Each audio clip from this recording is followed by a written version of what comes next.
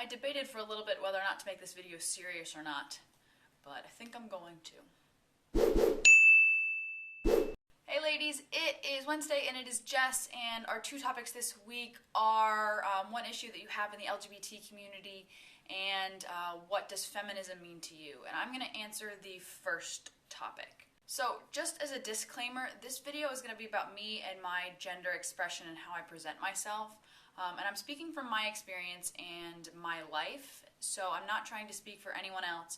I'm not saying that anyone else has had the same experience as me. I'm not saying that anyone else views the gender spectrum like I do. I'm not saying that you, the viewer, feel any certain way.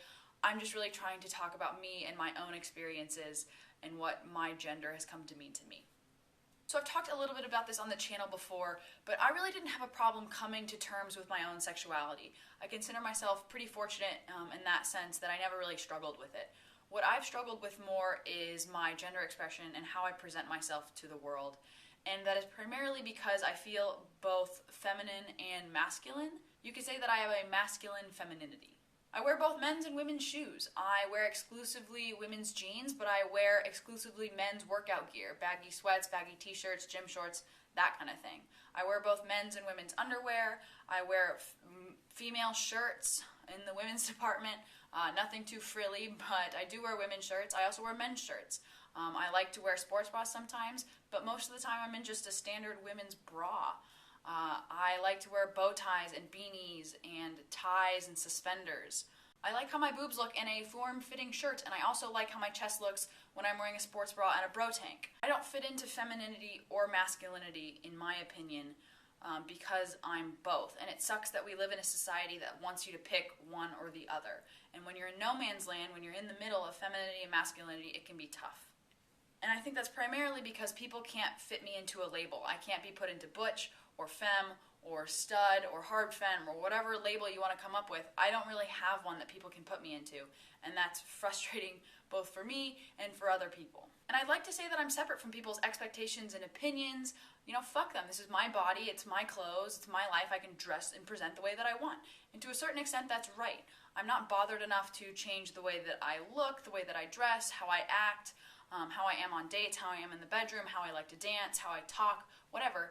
I don't change that to fit other people's expectations of me, but at the same time, I'm not separate from their expectations. It's hard to feel like you're continually disappointing people and not meeting their expectations. People expect me to be more masculine, feel more masculine, act more masculine, dress more masculine than I really feel because I have short hair and don't present 100% femme. And when I don't meet those expectations, I fall short and oftentimes I lose out. And you know, it'd be great to say that that doesn't matter, but it does. We don't live in a world where we are separate from people's expectations and opinions of us. That's not how the world works. So sometimes I feel like I don't fit in anywhere, and most of the time I'm really okay with that. Most of the time I own that, but sometimes I find it really difficult and hard. When I meet girls, sometimes it feels like two things happen to me. Like the first is if I am with a butch girl, and I'm either not butch enough for her to respect, or I'm not femme enough for her to get with, as if butches and femmes can only be together. I know that's not true. I know that's not how the world works. At my school, it seems to be how it works, but I'm aware that that's not reality. But in my world, in my reality, it kind of feels like that sometimes. But in any case, it's like you're with a butch, I'm not butch enough, I'm not femme enough for her, and if I'm with a femme, the second thing that happens is that I'm not butch enough for her. At my school, for some reason, it feels like I really don't interact with people or see people who fit somewhere in the middle like I do. You know, people are either very butch or very femme, and being in the middle is not as common. There's not a sense of community there. And I'm not telling you this for sympathy points or for you guys to say, I'd get with you, or those girls are crazy. I mean, it's nice of you guys, but it really doesn't change the way that I feel and my experiences and how they have shaped my gender expression and the way that I view my gender. But I'm saying this to hopefully show you guys that in some ways, the way that we still view gender and gender expression, more particularly in my case, is still binary, you know, again, in my experience. And even though many of us are trying to get away from the binary way of looking at gender and gender expression, man or woman, femme or butch, the idea of polar opposites and binary still permeates our conceptions of gender and sexuality in my experience. And I'm not saying that there's no other labels out there besides femme or butch for people that are in the middle. I'm saying that I don't feel like I fit into any of them.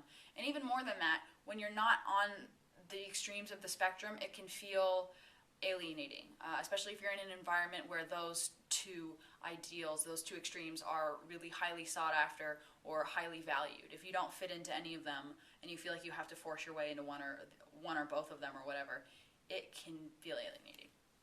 And again, I'm not saying that this is how you feel, you the viewer feel. I'm not saying that's how you view me. I'm not saying this is your experience. I'm just talking from my own experience and what I've gone through.